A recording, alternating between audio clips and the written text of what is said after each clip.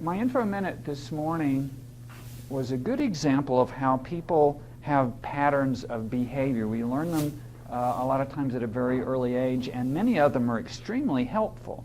And some of the things we learn, we don't even know that we're learning.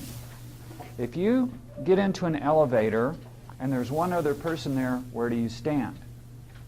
Well, in the United States, you put some distance between you and that other person. If you're in Japan, the place to stand is right next to the other person. That's just a difference in cultural patterns, not something that we wouldn't go to Japan and all go, oh yeah, no, I stand close.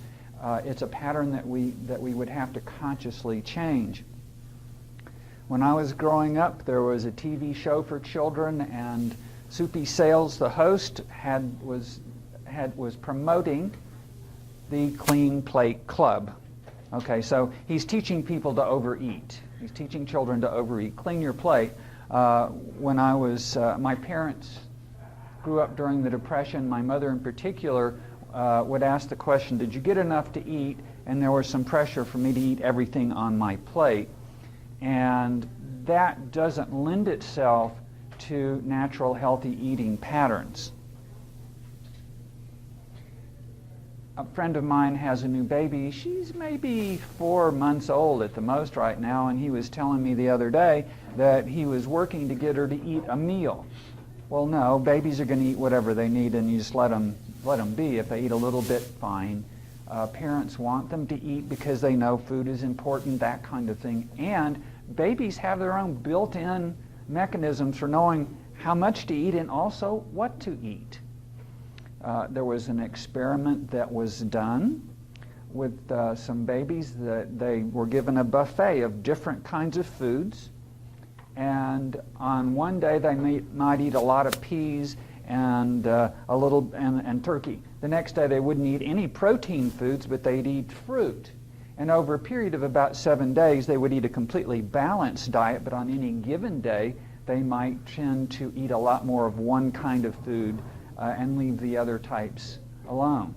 So we literally have these mechanisms in our bodies. However, we typically, or humans I should say, are typically trained in our society to eat in some rather unnatural ways, some ways that are not particularly in accordance with what we need physiologically.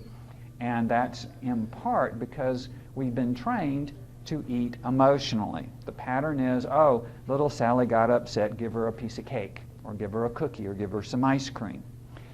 You may remember the TV show Ally McBeal. Well, she's had a bad day. She's sitting on the couch in that evening with a pint of ice cream doing this.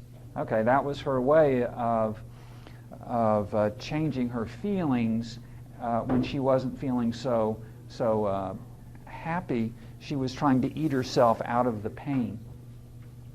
So my job is to help people learn new patterns of behaviors.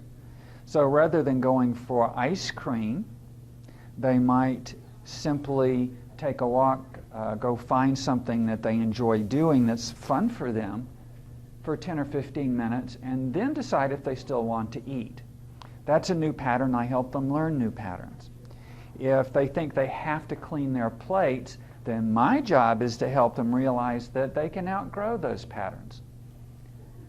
When I was preteen even, I got the paper out so that I could earn the money to buy the telescope because I was interested in astronomy. Well, I outgrew that pattern. I got interested in other things, karate being one of them, and I paid for my karate lessons for 5 years when I was in high school, in large part with my paper route. And so I outgrew that pattern. When I got to the university, I kind of drifted off from the karate, and I did it a little bit for a while and then completely stopped. I outgrew that pattern. And we all have had the experience maybe of seeing little children. When they're small, from one day to the next, all of a sudden they're really different. They've outgrown one pattern, they've stepped into another one.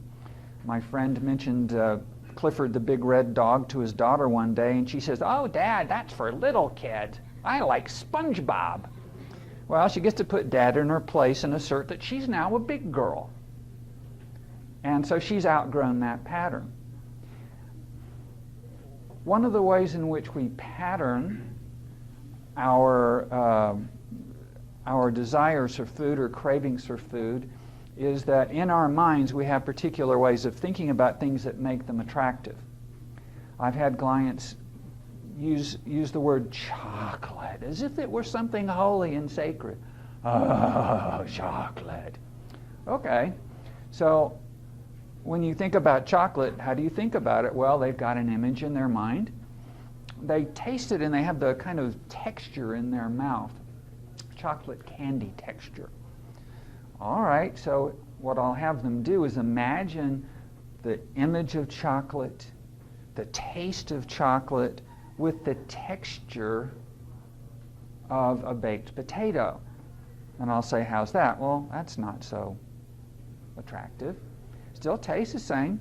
And with a little bit of mental rehearsal, that's their new representation. And chocolate becomes, oh yeah, chocolate's just another food. I enjoy it sometimes. I know that it's possible to change these patterns because I've done it myself. I can walk into a place and they've got a beautiful table with all kinds of sweets, the cakes, the pies, the candies, things that I know that I would enjoy, and I look at it and go, that's pretty.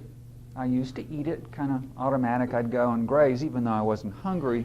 Well, I learned to do something within myself, my own patterns, so that I can look at it. If something's extraordinary, I might take a bite or two, get a taste. Oh, that's really wonderful. And maybe eat a few more bites and be satisfied. That's a pattern that I've learned, and guess what? I can teach it to other people too. So Francine, who's been yo-yo dieting, she never met a piece of chocolate she didn't want to eat. And she's frustrated with that, wants to meet me because she can learn new patterns. I'm Wesley Anderson, Doctor of Clinical Hypnotherapy.